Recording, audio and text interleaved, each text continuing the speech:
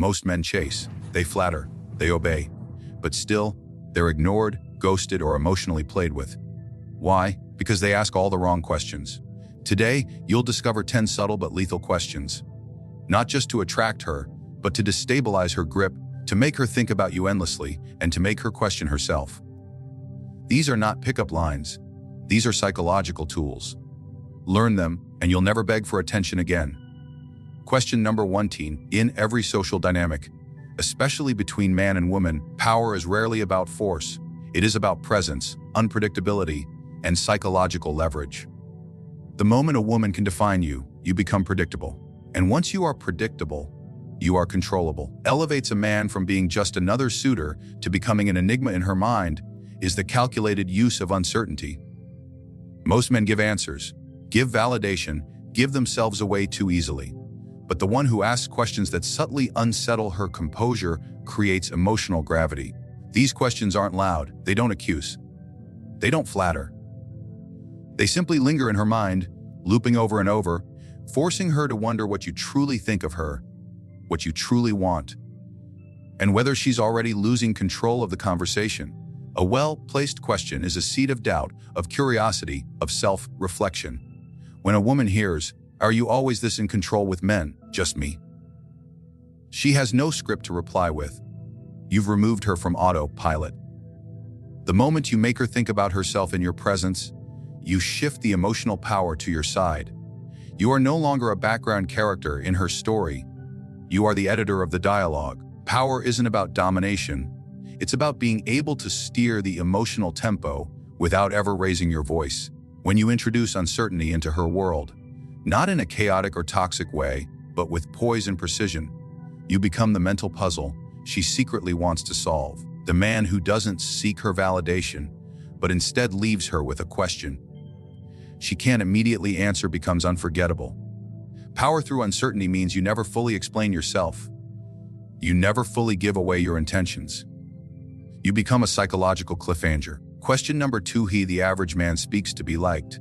The exceptional man speaks to shift perception. To dominate emotionally, you must first disrupt her intellectually. This is not about confrontation. It is about calibration. Women, especially those who are accustomed to control, are rarely challenged at the level of thought. They are praised, entertained, and desired. They are rarely questioned in a way that exposes contradiction in their own narratives. A powerful question acts like a silent scalpel. It cuts through social masks without appearing hostile. Ask her why she respects certain men but dates others. Ask her what kind of love she wants and whether she has ever truly given it. These are not accusations, they are triggers. They activate a part of her brain that begins to doubt the surface answers she's rehearsed all her life. This disruption is not loud. It is not desperate. It is subtle and surgical. It allows her to feel the presence of a man who is not trying to entertain her, not trying to impress her, but trying to see her. And once a woman feels seen, not in a superficial way, but in a way that exposes her mental inconsistencies, she begins to shift. This shift is emotional, but it is powered by an intellectual imbalance. She starts to question herself. And when she does, she lowers her guard not out of submission, but out of necessity. You become the mirror she both fears and is drawn to. The man who can expose her emotional hypocrisy without judgment becomes the man she cannot easily forget. Emotional dominance is never seized by brute force. It is earned through the chaos of reflection. The more she thinks about what you asked, the more she invests mentally. The more she invests mentally, the more emotionally entangled she becomes. Your questions are not meant to win an argument. They are meant to disturb her emotional routine and make space for your psychological influence to take root in silence. Question number 30. Powerful men do not shout to be heard. They whisper in ways that echo. Subtle provocation is the art of influencing without declaring. It is the ability to pose a question that sounds innocent on the surface, but beneath it lies a psychological test. Weak men provoke through emotional outbursts or aggressive confrontation, but the superior man uses finesse. He wraps the sharpest observations inside soft language, disarming her before she realizes what's been exposed. Instead of accusing her of needing attention, he asks, "Do you feel more alive when people notice you?" Instead of criticizing her insecurity, he wonders aloud, what's something about you you've never allowed anyone to criticize? These questions do not feel like attacks. They feel like intrigue, and because they do, they bypass her natural defenses and go straight to her core. This is not manipulation for its own sake. It is about penetrating through surface-level masks. A woman who's used to being admired becomes numb to compliments. But when she's challenged subtly, when her responses are not immediately understood or validated, she begins to crave the stability of your attention. She wants to know what you think. She wants to resolve the ambiguity. This creates the kind of inner tension that draws her back to you, over and over. Not because you begged, not because you impressed, but because you created an imbalance in her perception. She now sees you as someone who cannot be easily figured out, and therefore someone worth pursuing. Subtle provocation also reorders the roles in the dynamic. Most men are in pursuit, seeking approval, trying to entertain or please. But a man who provokes subtly reverses the emotional current. Now she is the one interpreting, decoding, trying to understand what you meant. That shift alone creates dominance, because once she starts interpreting your silence, your pauses, your questions, you've already taken control of the frame. Subtle provocation is never about starting a fight. It's about making her feel something deeper than words. Something unresolved, something tempting, something dangerous enough to keep her mind locked on you even in your absence. Question number 4. In most interactions between men and women, the man is trained, either by culture, insecurity, or blind instinct, to pursue. He offers validation quickly, he seeks permission to express interest, and he often places himself in a lower psychological position by constantly proving his worth. This approach is not only weak, it is expected, and what is expected becomes invisible. To gain control of the dynamic, the game must be reversed. The one who is being chased has the power. The moment a man withholds immediate approval, offers unpredictable signals, and dares to question rather than flatter, he shifts from being the pursuer to the prize. The key lies in asking the kind of questions that imply she must deserve your interest, not simply receive it by default. Questions like, what's something about you that most people get wrong? Or, what quality do you think men pretend to like in you, secretly don't? These are not simply questions, they are filters. When a woman begins to sense that she is being measured, not worshipped, she recalibrates her entire energy. Instead of passively receiving your attention, she begins to earn it. That shift changes everything. She speaks more carefully. She reveals herself more strategically.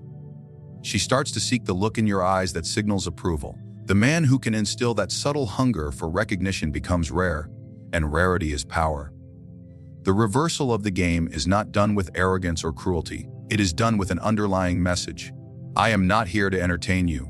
I am here to see if you qualify for my world. That message, spoken silently through your questions, manner, and poise, establishes emotional dominance without a single demand. She begins to associate your presence with a test she wants to pass. And once that association is created, your approval becomes a silent currency. The more she wants it, the more leverage you possess. The one who is evaluated holds the lower ground. The one who evaluates, without chasing, becomes unforgettable. Approval, when withheld and earned rather than given away, becomes one of the most powerful psychological tools in seduction. When she is unsure where she stands with you, she becomes emotionally addicted to finding out. Question number 50. A man who speaks in statements quickly exposes the limits of his mind. He tells her what he believes, what he wants, what he feels, and in doing so, he shows all his cards.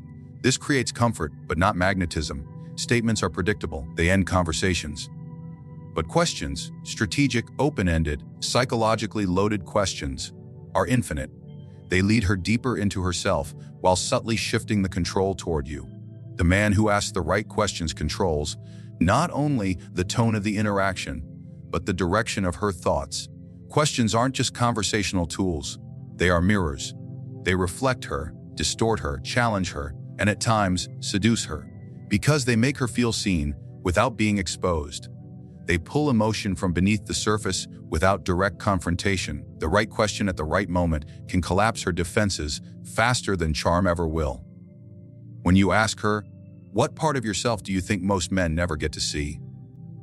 You're not flattering, You're inviting her into emotional vulnerability without demanding it. She now has to consider not only how she wants to be perceived, but also who you are to be asking such a question. This dual awareness forces her to calibrate. The emotional terrain shifts beneath her. You are no longer reacting to her. You are guiding her through herself. This is what makes a man unforgettable. Not his words, but the feelings he stirs with his curiosity. True questions, when designed with precision, don't just get answers. They change perception. They make her think in ways she's not used to thinking, feel in ways she's not used to feeling. And more importantly, they make her wonder what you know, what you see, and why you are not falling into the same patterns as everyone else. Questions like these open internal doors in her psyche that she didn't expect to open. That element of surprise, that sense of intellectual and emotional exposure, becomes addictive.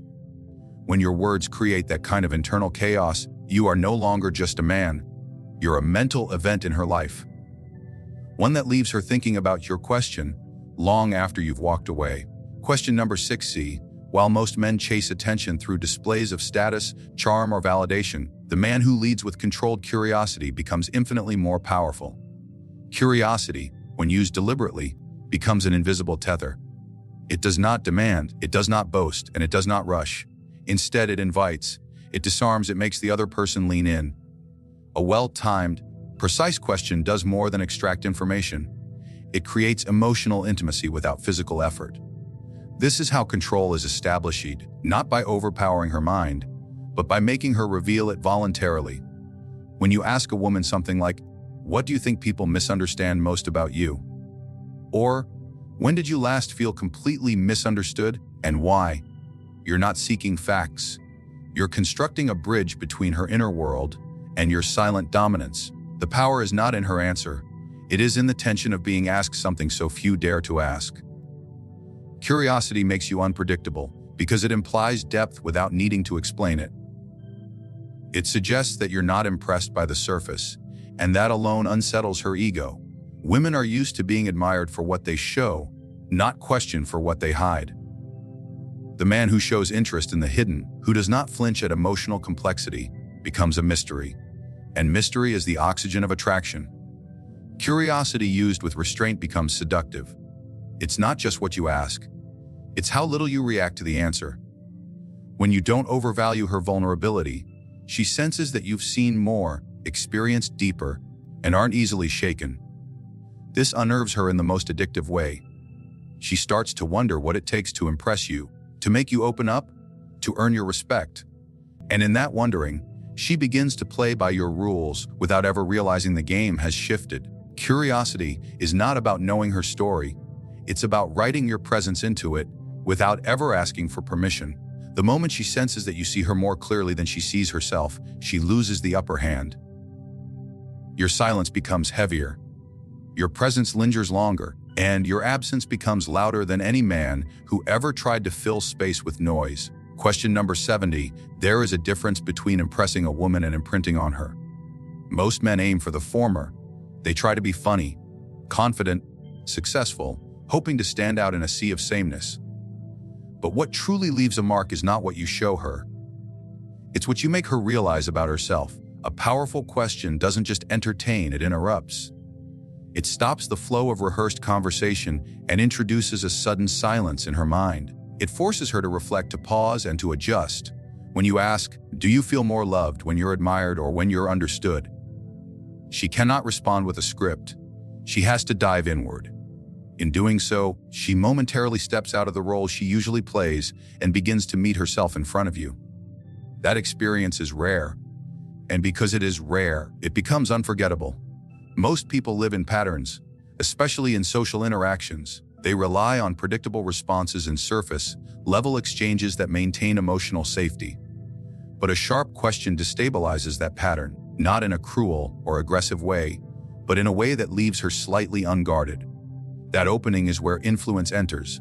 When a woman starts to question why she reacted a certain way to your question, when she replays the conversation days later, wondering what it meant, you have established a presence in her mind. This is not charm. It is psychological gravity. You're not just another man trying to win her. You've become a moment of disruption in her otherwise controlled narrative. The beauty of this approach is that it doesn't rely on trying to impress her with accomplishments or stories. It relies on the power of making her aware of her own contradictions, her own blind spots, her own forgotten desires. The right question triggers something deeper than attraction. It triggers identity. It challenges the image she has built and forces her to consider whether she's showing the world a mask or her truth. In this internal tension, your presence becomes symbolic. You're no longer just a man, you're a mirror, a challenge, an awakening.